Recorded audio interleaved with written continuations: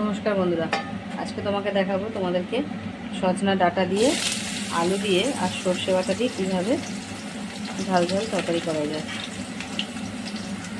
তোমরা দেখো, প্রথমে ডাঁটাটাকে আমি সব ডাঁটাগুলোকে দিয়ে দেবো, দিয়ে ডাঁটাগুলোকে হালকা করে একটু ভেজে নেবো লাল লাল করে, তারপরে আলুগুলোকে ভাজবো। আগে ডাঁটাটা ভেজে নিই, তারপরে তোমাদেরকে দেখাচ্ছি। ডাঁটাগুলো লাল লাল করে ভাজা হয়ে গেছে, ওই ডাঁটাগুলোকে তুলে নিচ্ছি। ভালো করে তেলটা ঝরিয়ে ডাঁটাগুলোকে তুলে নেব। এই তেলেই আমি আলুগুলোকে দিয়ে দেবো, আলুগুলোকে ভালো করে ভেজে নেব।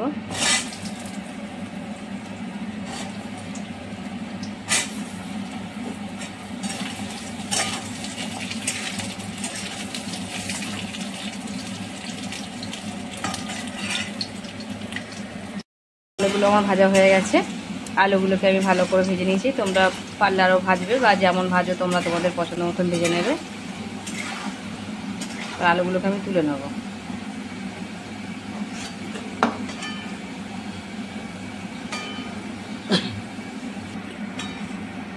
এই তেলে একে একে এর মধ্যে দেবো, দেখো তোমরা, কালো জিরে,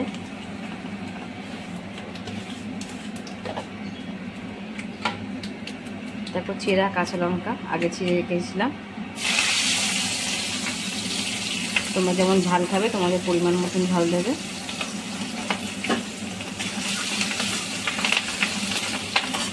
এবার দেবো টমেটো,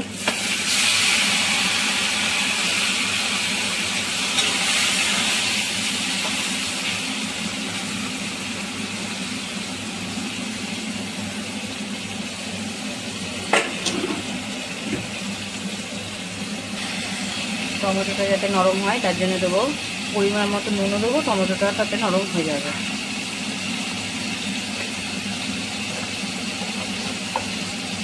যেহেতু সর্ষের তরকারি একটু সামান্য চিনি না দিলে তরকারিটা তিতা তিতা লাগবে, আর আমরা তরকারিতে চিনি একটু খাই।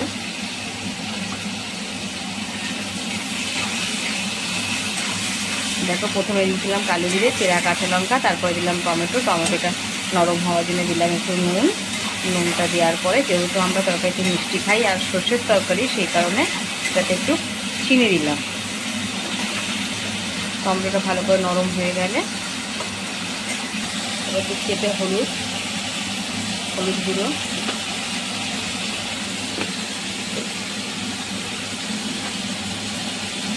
কাশ্মীরি লঙ্কার গুঁড়ো, ব্যাস, আর কিছু দেবো না। সর্ষে বাটা দিয়ে তরকারিটাকে ভালো করে নেড়ে চেড়ে কষিয়ে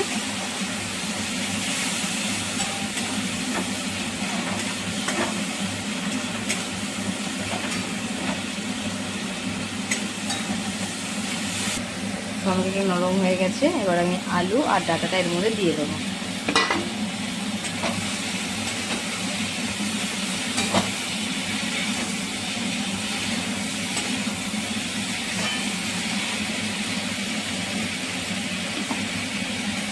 সামান্য একটু জল দিচ্ছি।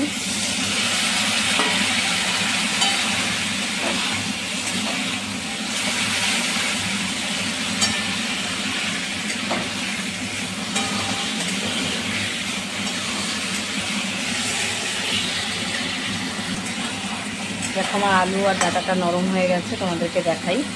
দেখো, ডাঁটাটা দেখছো নরম হয়ে গেছে, আলুটাও দেখো নরম হয়ে গেছে, দুটো হয়ে যাচ্ছে, তার মানে ডাঁটা আলু দুটোই নরম হয়ে গেছে। এবার আমি দিয়ে দেবো সর্ষে বাটাটা।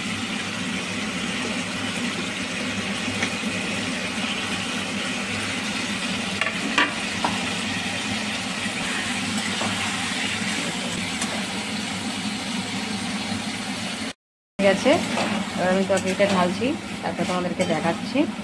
দেখো কত সুন্দর হয়েছে।